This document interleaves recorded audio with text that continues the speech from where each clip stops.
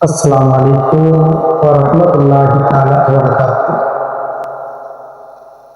আগামীকাল 2 ঘন্টার জন্য ফেসবুকটা অফ হয়ে গিয়েছিল। আমরা মানুষ কতই না পেরেশান হয়ে গিয়েছিলাম, কত টেনশন করছিলাম, কত চিন্তা করছিলাম যে মনে হয় আর ফেসবুক চলবে না, কত আফসোস করছিলাম।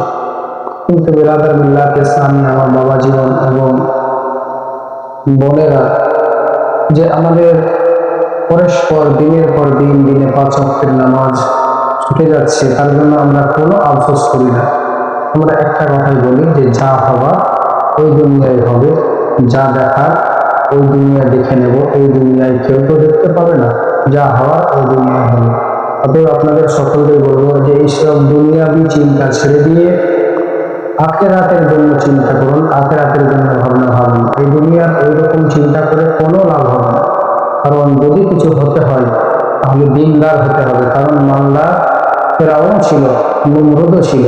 যদি কথাটা ভালো লাগে শুনে শুনে যদি ভালো লাগে থাকে, যদি শুনে একটু মন হয় যে হ্যাঁ কথাগুলো ঠিক বলছে, তাহলে অবশ্যই একটা লাইক, একটা কমেন্ট করে জানাবেন এবং